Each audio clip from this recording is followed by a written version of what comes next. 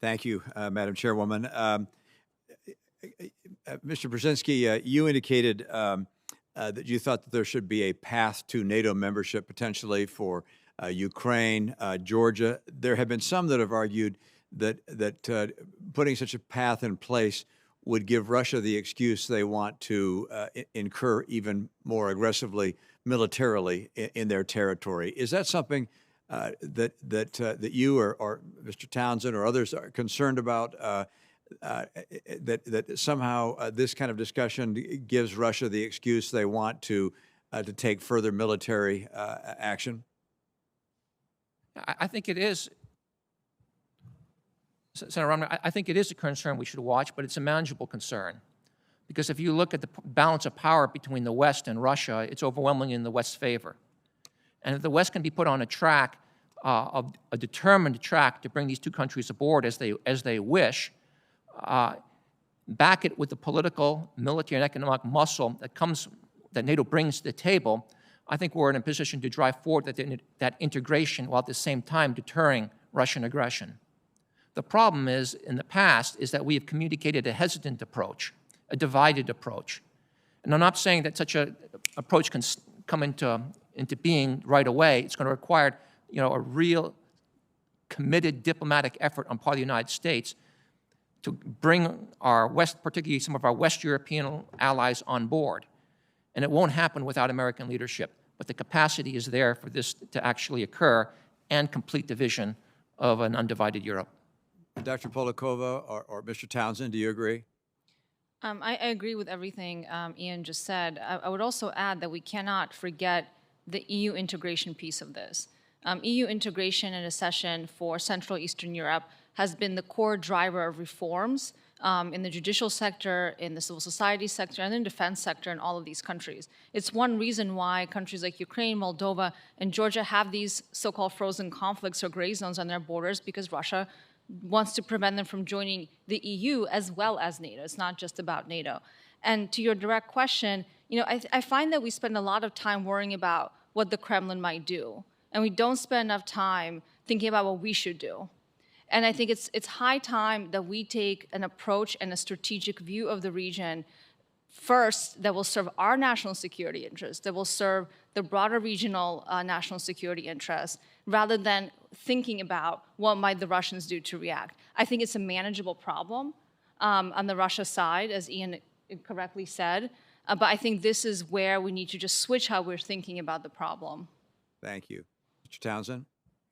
I would agree with my colleagues as well. And Senator, I would also agree with you too in terms of how delicate and difficult this can be and has been with Russia. But because of that, we allow those fears to hobble our approach in the region. We allow our fears to dictate what we do, as my colleagues have pointed out. And I think a path to membership can be managed in such a way that it doesn't set off an immediate conflict with Russia. I think such a path includes just beginning with the membership action plan, which begins to put these two candidates into a process where we begin to look at their capabilities. It's not that we haven't done this already, but it's part of this path that Ian talked about, and I think that would be a logical first step. It shouldn't be something that would light a fuse. It's something that we can manage, and I think we need to seriously consider beginning with a membership action plan. Thank you. Very difficult question, I think, for any of us to respond to, but that's trying to understand what's going on or what was going on in Turkey's mind, how it was that they decided to go ahead and buy the S-400, what their plans are as it relates to their relationship with Russia and with NATO. Did they underestimate the response that would come from NATO? The fact that we have withdrawn production elements from the F-35 as a result of their decision. Did they just miscalculate, or do they have a different objective in mind that we haven't fully understood? And this is sort of for any one of you to respond to, but I must admit that I find Turkey's actions to be hard to understand and explain.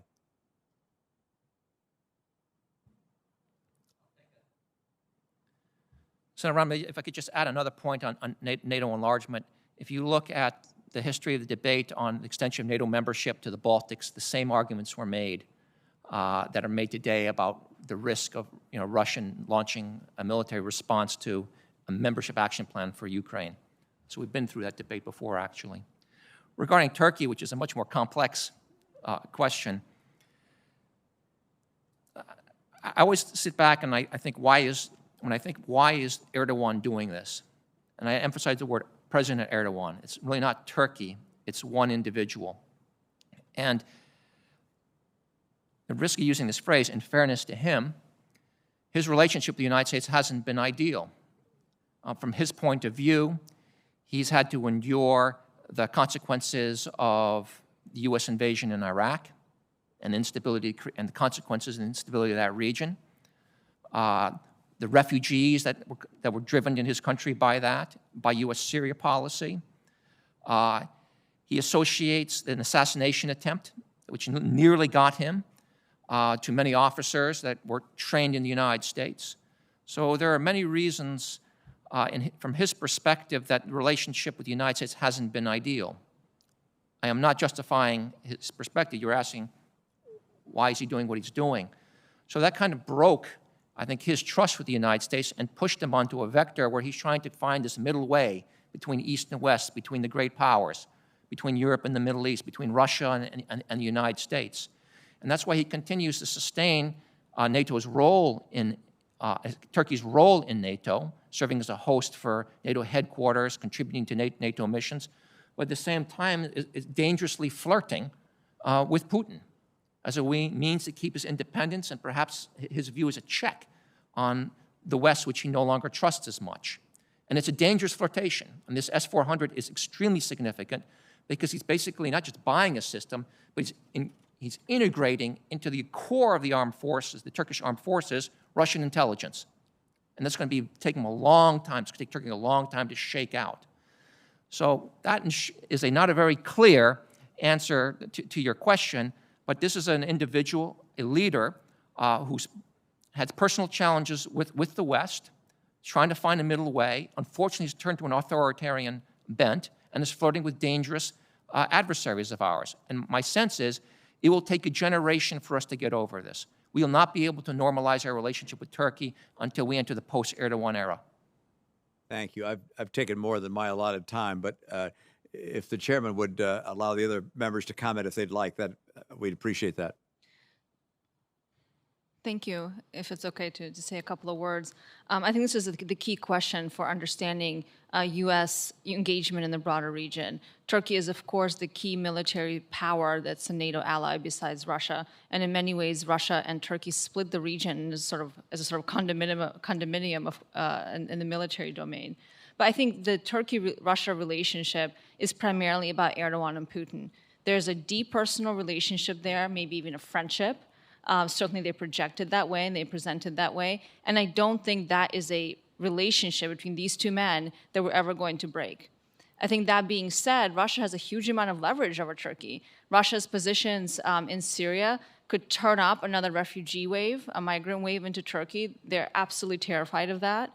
And Russia consistently uses tourism. Russian tourists make up the largest part of the tourist industry, foreign tourist industry in Turkey. And we've seen elements and time and again where the Turks, or I should say Erdogan does something, and then all of a sudden Russian tourists can't go to Turkey anymore. This really hurts, and it hurts Erdogan domestically. And I think at the end of the day, this is about domestic politics. And so I think there's a desire from Erdogan to constantly balance against Putin by using the West and aggravating the West by pursuing these kinds of somewhat nonsensical engagements and purchases of these kinds of military capabilities. I think we should watch very, very closely whether the Turks will actually use the S-400s. I think they're going to remain unused and relatively dormant to preserve the NATO relationship and to not ruin even further the relationship with the United States. But I think Russia has a huge amount of leverage over Turkey, and that personal relationship with Erdogan and Putin is not going to go anywhere while Erdogan or Putin are both in power.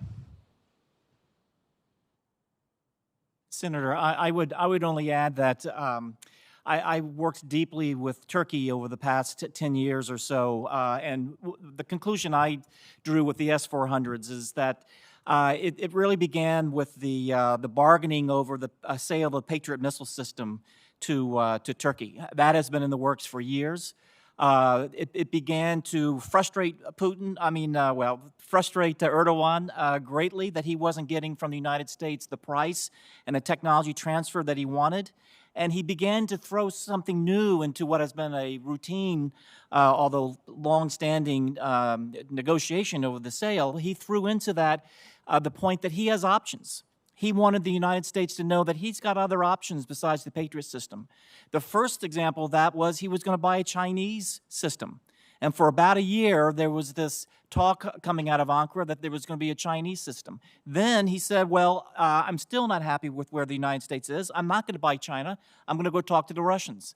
And this time he took it further. He actually, because the DOD was not moving on the various elements that he was unhappy with Patriot, he went ahead and bought the S-400 system. And by doing that, he bought into this relationship with Putin. And it's not a relationship that's based on love or friendship or interest. It's really based on these two autocrats using one another to take forward, whether it's regional or vis-a-vis the United States, to take forward their own agendas, working with one another on this. If you see where the Russians and the Turks are in Libya in terms of the problems there, or in Azerbaijan, or in other regional issues in the area, usually the Russians are on one side and the Turks on the other side. So this relationship is one based primarily on those two personalities and how they use one another to signal or to try to get leverage over the United States particularly. And so we've just got to break that vortex, because at the end of the day, we need to return to that close relationship with Turkey. We do need them, and they need us as well. They don't need Russia to be their friend. It's the United States. And the bulk of the civil service and the diplomatic service and the military, those left after the purges, I think they know that. But they're keeping their heads down, and we'll have to wait the departure of Erdogan, I think, before we can get a semblance of normalcy between the United States and Turkey. Thank you.